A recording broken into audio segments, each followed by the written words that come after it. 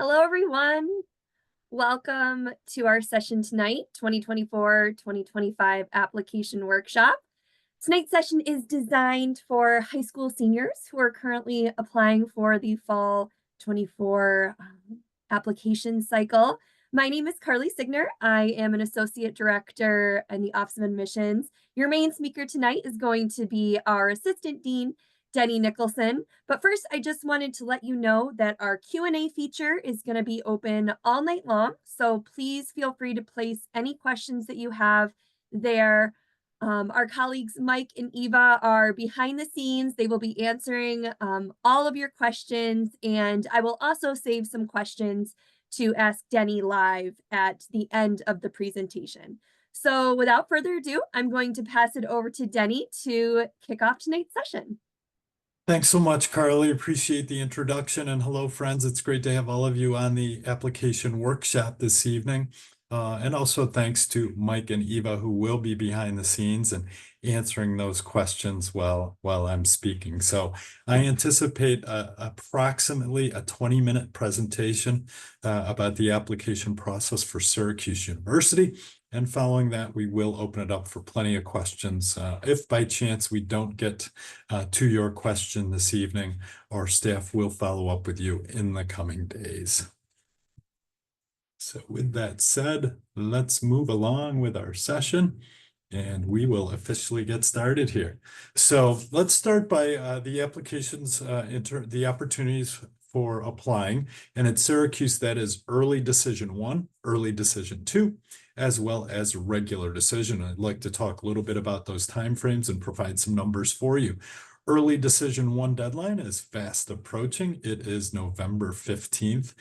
We will notify the candidates who apply early decision sometime before the 1st of January, and they are to commit with Syracuse University by February 15th under 2 conditions that I will get to in just a moment.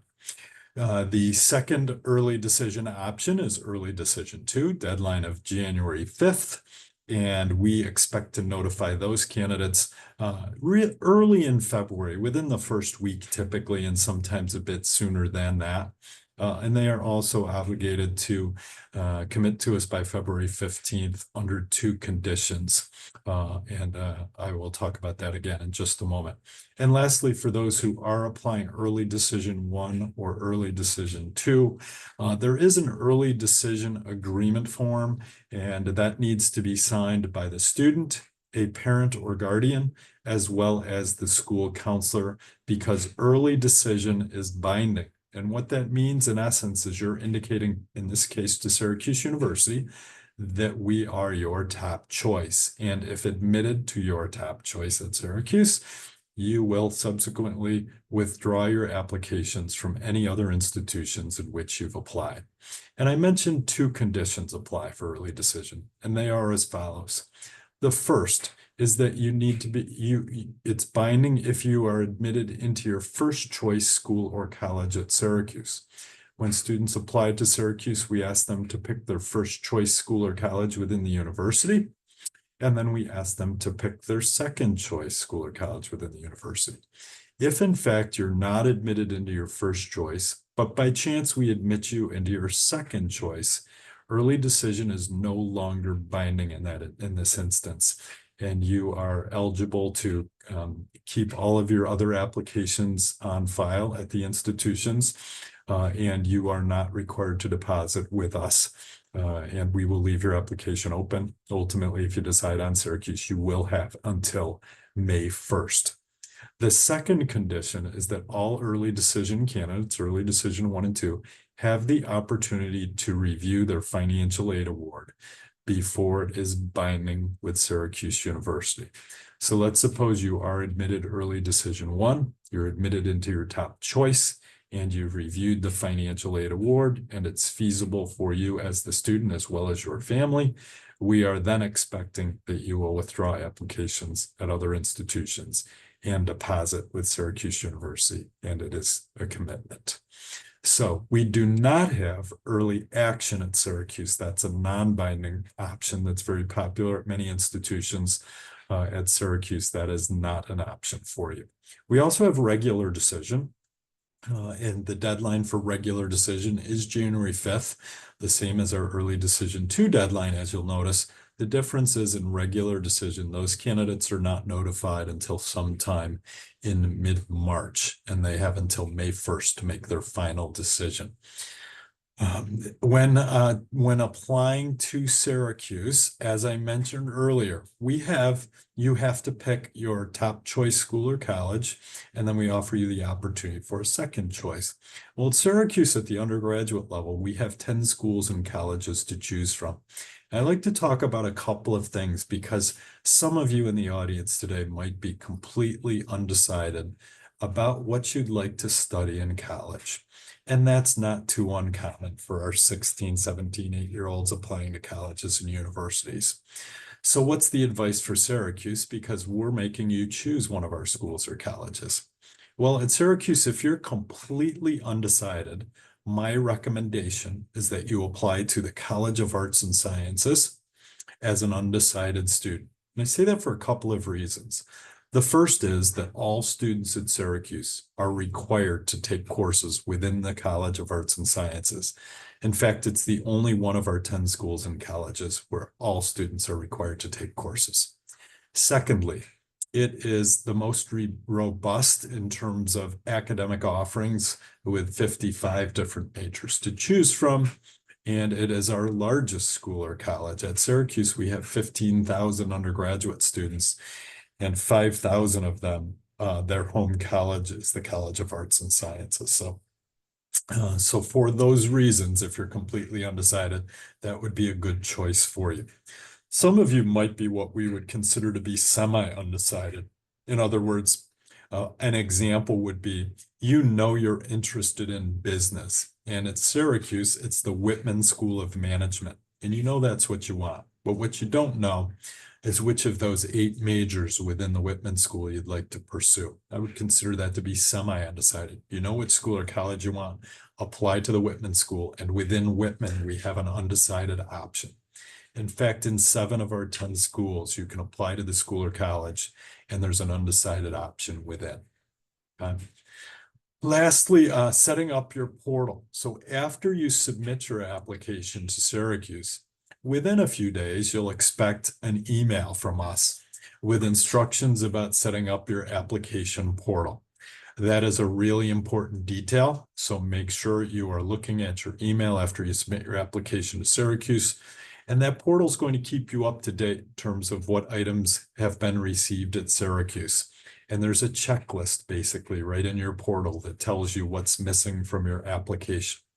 And so, of course, when you submit your application, you're going to have some items missing more than likely because your school counselor probably has not yet submitted the transcript and other items. And so just keep a regular eye on your applicant portal to see that all the items eventually are in by the established deadlines that we talked about. In terms of the numbers, just to back up a little bit, wanted to give a little bit of information on early decision, regular decision numbers. We'll start with the overall numbers from this past year. We received, and I'm going to round ever so slightly, we received 44,950 applications for first-year admission this past year. For those applying for fall of 24, to be specific. Of those, 2,500 of the applicants were for early decision 1 or 2. 1 and 2 combined, we received 2,500. We admitted just about 1,500 of those 2,500 candidates, and 1,300 of them committed to Syracuse by February 15th. You might wonder why the 200 did not commit to us. Well, they would have been students who fell into one of those 2 conditions. More than likely, they were not admitted to their first choice. And then in the few scenarios, the finances just didn't work for the family. And that in fact is very rare. It's typically the first thing that I mentioned, not getting into first choice. In terms of regular decision, well, the remainder of the applications came in regular decision, and that was roughly, let's say 43,000 or close to came in regular decision, where we admitted another 18,000 2,500 candidates for regular decision to Syracuse. So we filled 1,300 of our spaces through early decision, and the remainder were filled in regular decision, and our first year class is 3,800. I hope that's helpful to all of you as you discern what option might be best for you. If you do some quick math in your head, you might surmise that the admit rate is higher by about 15 percentage points, slightly more than that, in early decision than in regular decision. So that might be something you consider, particularly for very competitive programs. In terms of the application checklist, we accept both the common application or the coalition application. And I'd like to be crystal clear on this point that we have absolutely no preference in our office as to the application you choose to submit. So feel free and comfortable to submit a common application or the coalition application, and trust that you're going to be treated the same way by our staff. We're going to require that an official high school transcript is sent to us, and that's something that comes from the school counselor. That's not something as a student you're worried too much about. Once your school knows that you're applying, your counseling office knows where you're applying, they will send out your official high school transcripts directly to the institutions in which you've applied. The same would be true of the counselor evaluation and school profile. The school counselor is going to fill out an evaluation form for you, and they're going to submit your school profile. And I'll touch on what that school profile is in just a moment. We're also asking for one academic letter of recommendation, and that's a teacher. We would like to see one teacher recommendation at Syracuse. We often get asked if it's okay to submit additional letters of recommendation. And the answer to that for Syracuse is yes. You are welcome to submit additional letters if you wish. By no means is that a requirement to Syracuse, and it is not increasing your chances of admission necessarily. So it's sufficient to have that counselor evaluation as well as one letter of recommendation from a teacher. Most of you have probably asked your teachers at this point, but by chance, if you haven't, some good choices for letters of recommendation from teachers are teachers who might also know you outside the classroom as the coach of a team, or perhaps as the moderator for the yearbook, where they've seen you outside the classroom and worked with you in a different capacity. Those are always good choices. But again, most of you may have asked a teacher already, and I'm sure you've chosen wisely, as they know you certainly very well from the classroom experience. Other thing I'd like to mention is for a couple of our performance-based and special talent programs, we do have the additional requirement or requirements of portfolios and auditions. So I'm specifically referring to any students who might be applying to the School of Architecture or our College of Visual and Performing Arts.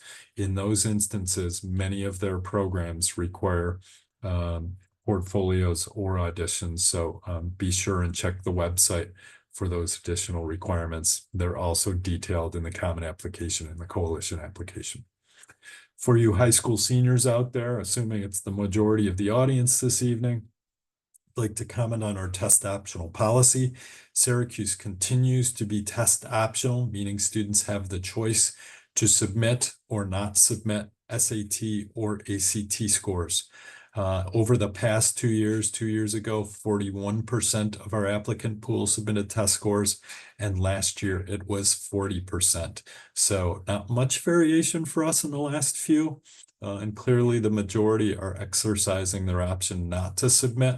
That is solely a choice of yours as a student. If you feel those scores help you and are an accurate portrayal of how you've done academically throughout high school, you feel as though they're strong in their support, by all means, you're welcome to do so. I'll give you some idea with numbers in just a few minutes about the mean SAT as well as GPA for Syracuse. So I'll cover that in just a moment.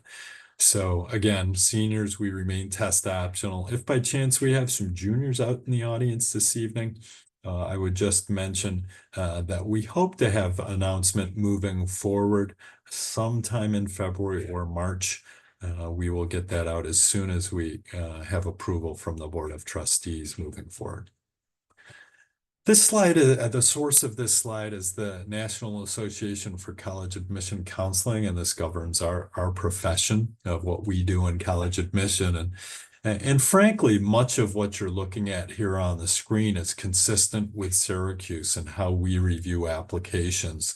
And basically what this is saying, or what are the most important factors when college admission officers review review applications rather. And so the most common and the things that we really focus on at Syracuse is the rigor of your curriculum. What courses were offered to you in your particular high school, and I'll get to that in just a moment. And then what choices did you make? Did you make choices to take challenging courses? Or did you perhaps take courses that were less challenging when they were offered to you at your high school? So everyone comes from a different high school with various offerings available to them, and we assess based on what was offered to you at your particular school and what did you elect to take. And so you'll see strength of curriculum, overall academic performance, those college prep courses, those are somewhat hand in hand. And other such factors, like you'll see positive character attributes. Have you been involved? Have you made a difference? Have you been a contributing member to your high school community, your greater community at large? Your essay and writing sample, we're going to touch on that in just a few moments. I would like to highlight the student's interest in attending, or your demonstrated interest. It's something at Syracuse that we track.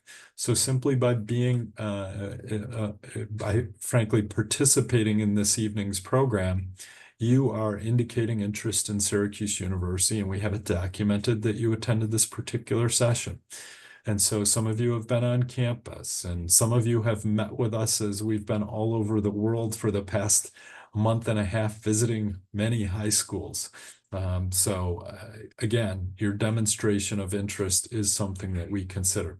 And I've already touched upon the importance of counselor recommendations, teacher recommendations, and those extracurricular activities. Have you made a difference, and have you been a contributing member in your school? The last one I'll touch upon would be the interview. At Syracuse, we do offer interviews.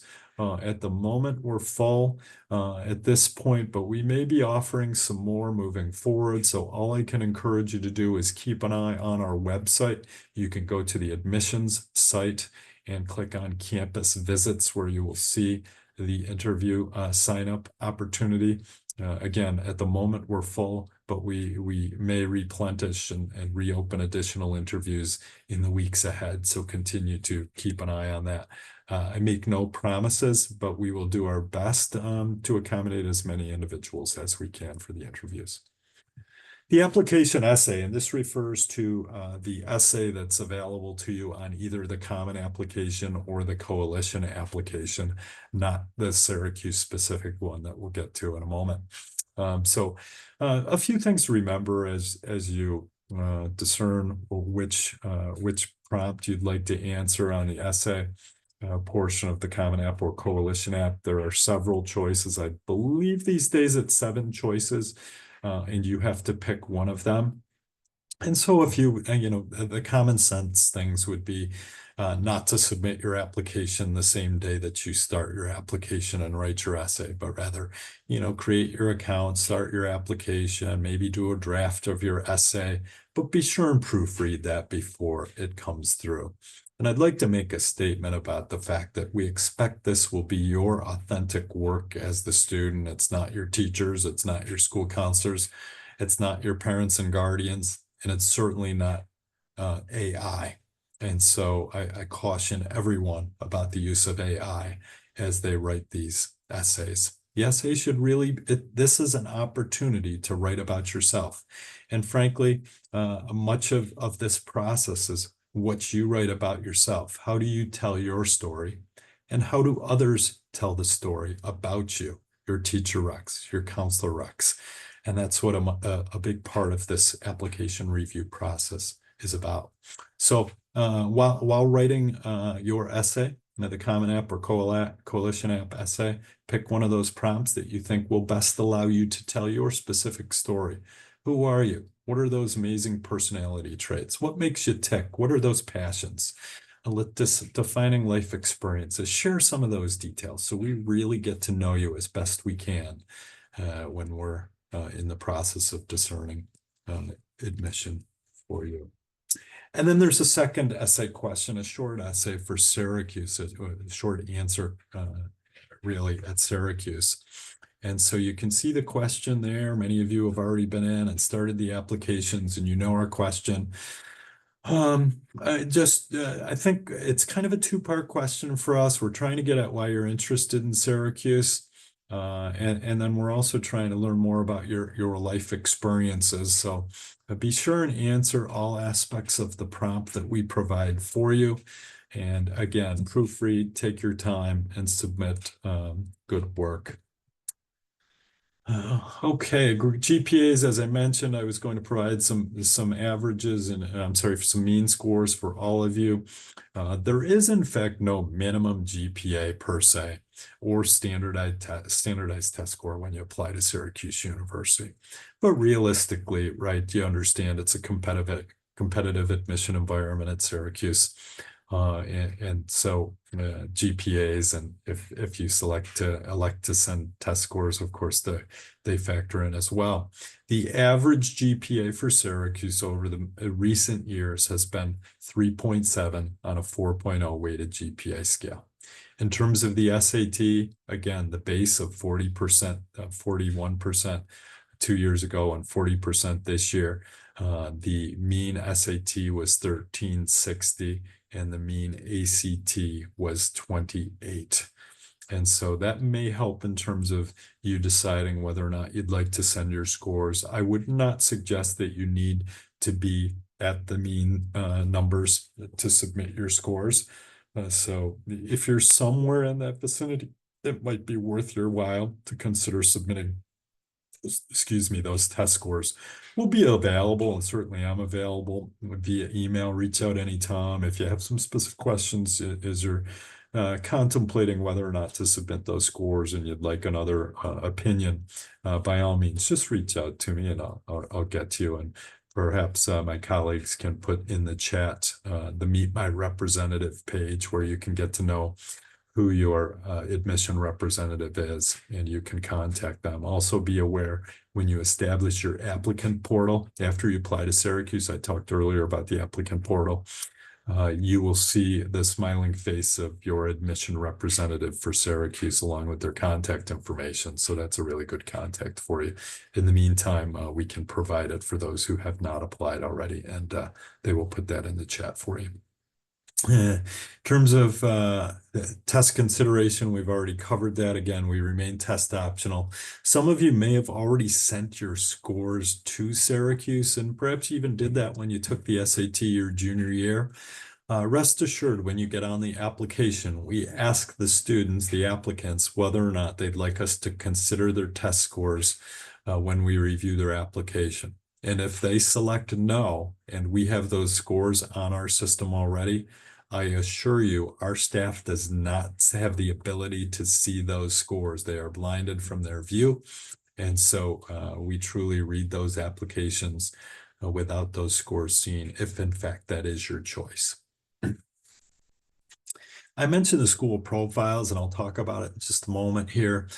Do realize that every high school is different. And so we review your application with that in mind. Your school profile, if you're not familiar with what a school profile is, the school profile is provided by your school counselor, and that gives us information about the grading policy at your school. Is it a 4.0 scale? It is a 100 scale. It is a 6.5. It indicates what courses are available to you. Do they offer any AP courses or honors courses or international baccalaureate classes? What percentage of the recent graduating classes from your high school have gone on to 4-year schools, 2-year schools, or into the military? It gives us a real sense about your particular high school. And from that, we're determining what's offered to you, as I mentioned earlier, and then what courses did you elect to take. Recommendations we've already touched upon, and the optional interview I touched upon earlier as well. And you can see 44,000. We had closer to 3,800 first-year students this year.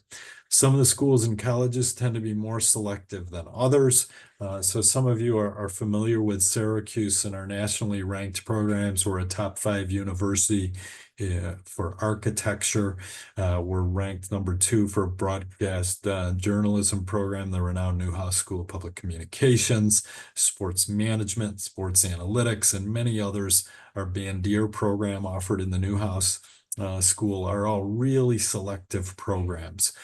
So just keep in mind, that's why we do offer a second school or college option on the application. If you're applying to one of these really competitive programs or schools and colleges, you may wish to list a second choice and allow us to give every consideration for admission to Syracuse. And lastly, the Supreme Court ruling just this past year, this was our first cycle where we went through the process where we were unable to consider a student's race in the admission process. And so, of course, that ruling will continue, and we will live under those same guidelines moving forward. We have no idea, and our staff is unable to see information about a student's race when they submit an application to Syracuse University as an applicant. We are not privy to that information. And I would say in terms of legacy as well, we're now upholding the same policy. So I'm sorry to say that to our moms and dads who may have graduated from Syracuse University and now have a child that's applying to Syracuse. We do not consider that as part of our consideration in the admission process. So I am going to stop, hopefully as promised. I went a little bit longer than expected. I apologize, but we are going to get to your many questions.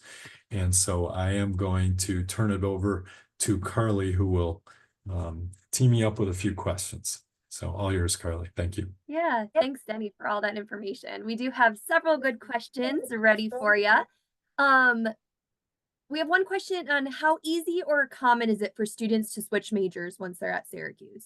So maybe they don't know exactly what they want to do quite yet. Sure, and maybe one of my colleagues can put in the chat some information about our intra-university transfer process.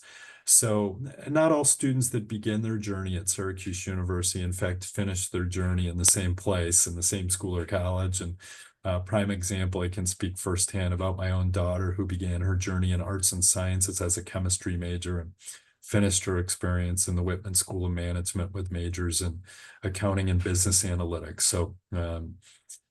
So it happens frequently. There are no promises about intra-university transfer, and the standards are different with each of the 10 schools and colleges about the time frame and such. But many of our students do successfully transfer from one school or college to another within the university. And if they're unsuccessful in that process, in many cases, in fact, in most cases, they're able to pick up on a minor in that school that they were hoping to transition over to. And on that same theme, give me another 20 seconds, Carly, on that one. It's not uncommon, and most of you who have visited our university and perhaps met with some of our tour guides heard a common theme of 2 majors, a major with 2 minors, 2 majors and a minor, 2 majors from 2 different schools or colleges, a major from 1 and 2 minors from 2 others. So that is a very common theme at Syracuse as well. You typically start in one school or college, although we also offer dual enrollment options that I can get into in just a moment. And then they build upon it from there. While I have it, maybe I should go a little longer and address dual enrollment since I opened my mouth about it, and it was probably going to be one of the questions as well. When you're prompted on the application for Syracuse, you're prompted to, if you're applying single enrollment or dual enrollment. Single enrollment implies that you have one basic interest, and as a quick example, let's assume you're interested in biology.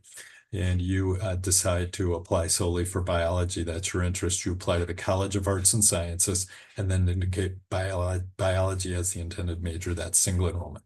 Dual enrollment, kind of using that same example, you want to be a biology major, but someday you'd like to become a dentist. You think you might open your own dental practice someday. And therefore you want a little business background as well. And you decide that you want to apply to the College of Arts and Sciences for biology, while also applying dual enrollment to the Whitman School of Management for a major in management, as an example, and you begin your journey enrolled with two majors in two different schools or colleges. It's called dual enrollment. I hope that helps. Sorry, Carly, go ahead. No, all great information. And just to clarify, when picking a major, when applying undecided, does it affect a student's chance of getting admitted at all? 0%. No, it does not influence our decision whatsoever.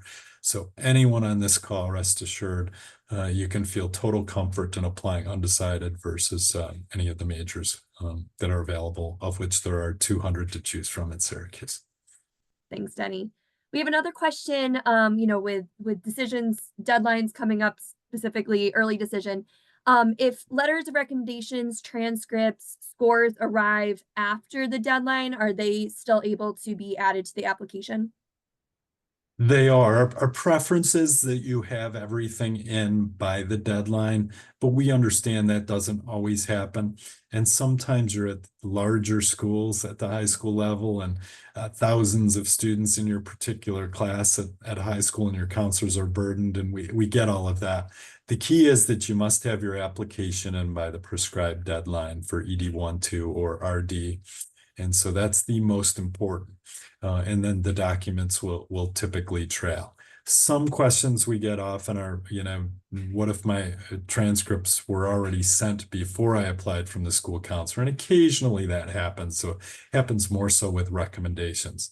And we just start a file on those candidates. So when the application arrives, any documents we might have on you get matched up with your file. And another example of that would be internally, if you had an interview with us, there would be an evaluation form that when the application comes in, it would find its way to your file.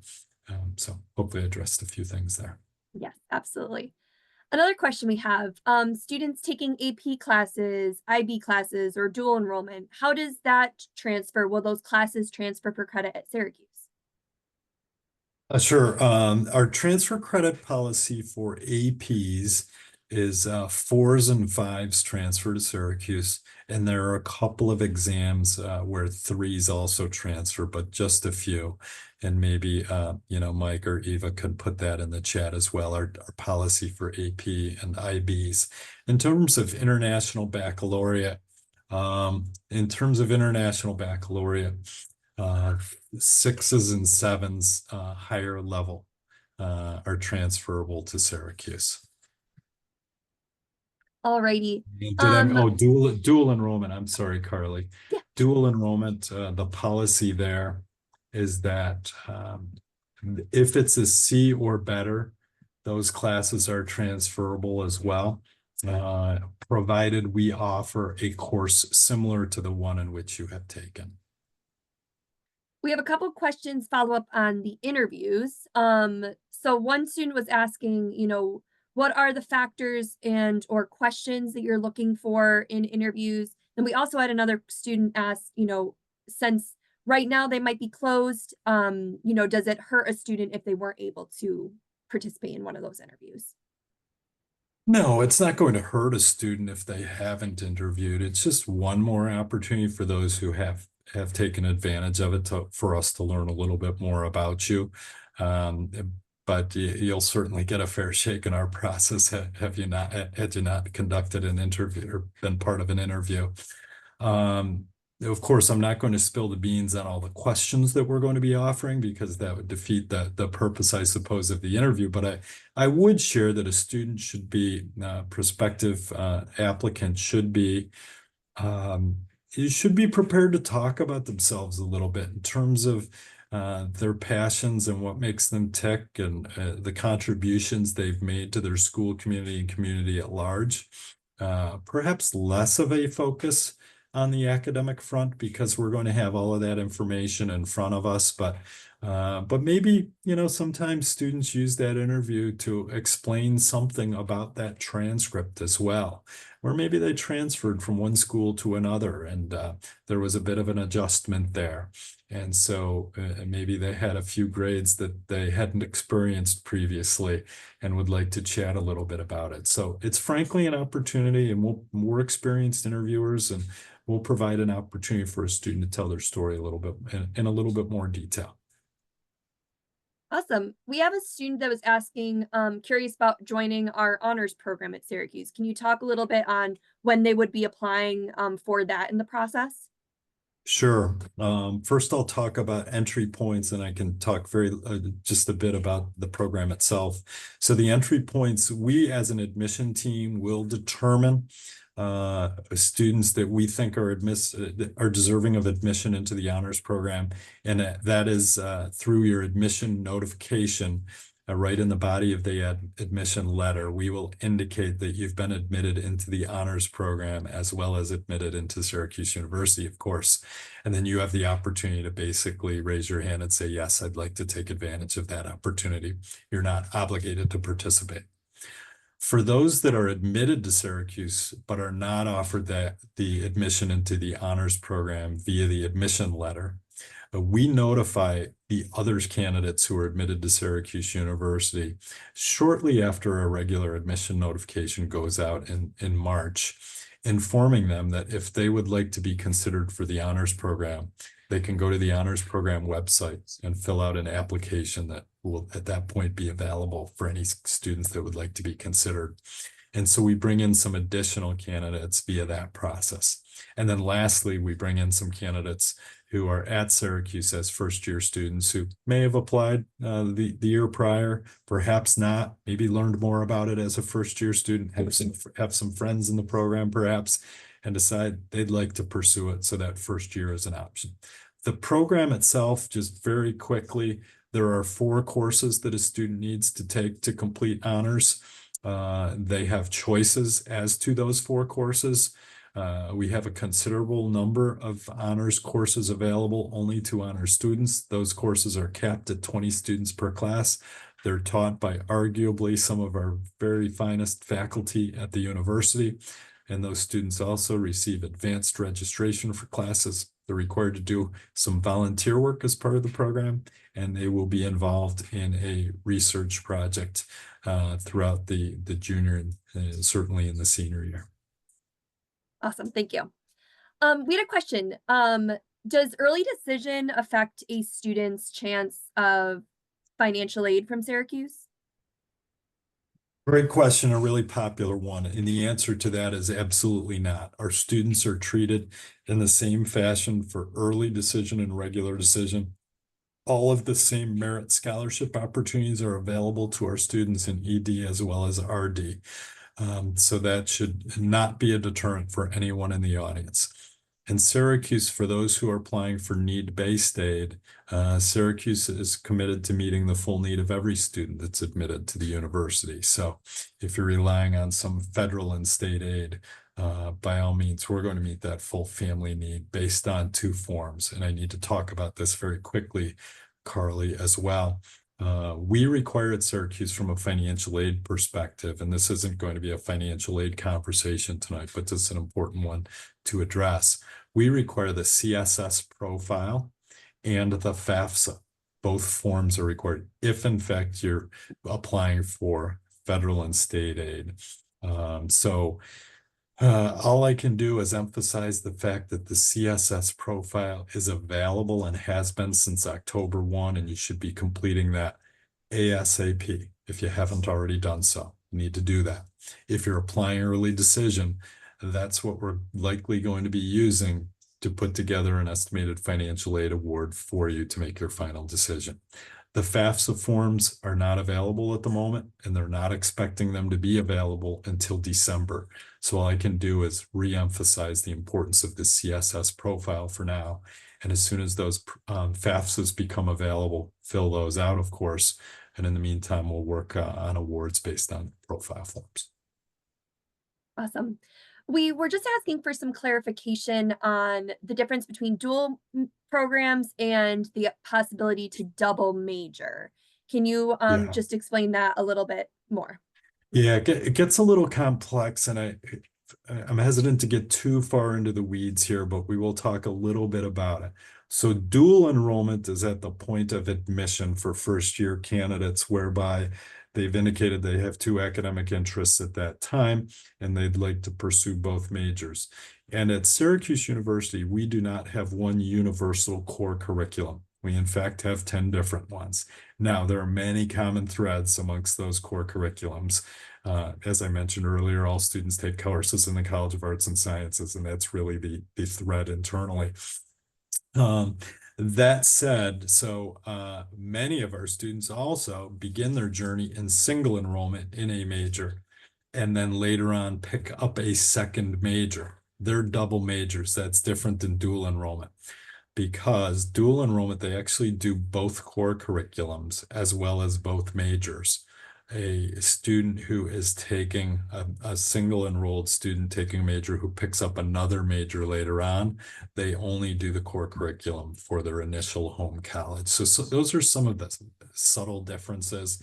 And again, reach out to us if you're considering it and you want a little bit more detail. The dual programs tend to be somewhere in the vicinity of 130 to 140 credit hours to complete versus the standard single enrolled students. A major is typically 120 credit hours to complete. So those are some of the differences. All right, and then we had another question about scholarships. What does a student need to do to be considered for a merit-based scholarship? And if there is any other process, what we're looking for when we're looking for to award merit scholarship.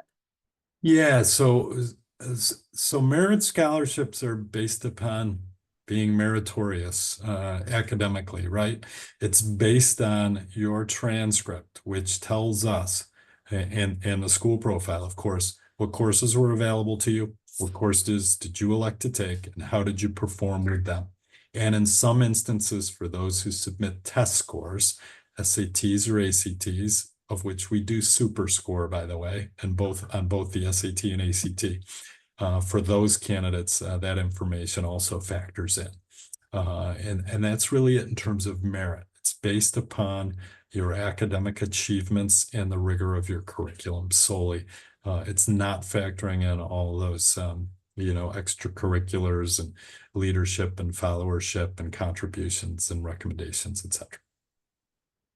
All righty, Denny, that's all the questions we have tonight. All right. Well, I hope this has been helpful to our many guests. We had a sold out crowd here tonight. We were at capacity. So thrilled that there's this much interest in Syracuse, of course. And as you all know, it's a popular place. I invite all of you to reach out to us if we can be of assistance moving forward.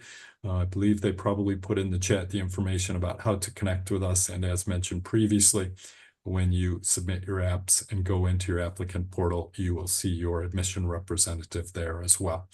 A quick shout out to you, Carly. Thanks for your time on a Sunday evening. And I know we've done a lot of these and you've done a lot more than me. So thank you. And also to Mike and Eva, who've been behind the scenes answering your questions. Thanks to both of you for taking time out of your weekend to help out. And please know that you have friends at Syracuse that'll help you through this process that can cause a little bit of anxiety, shall we say, for you seniors out there, and frankly, for parents. So keep in touch with us. Let us know if we can be of assistance. Go Orange and have a great night. We'll see you sometime soon. We look forward to reviewing your applications. Bye-bye.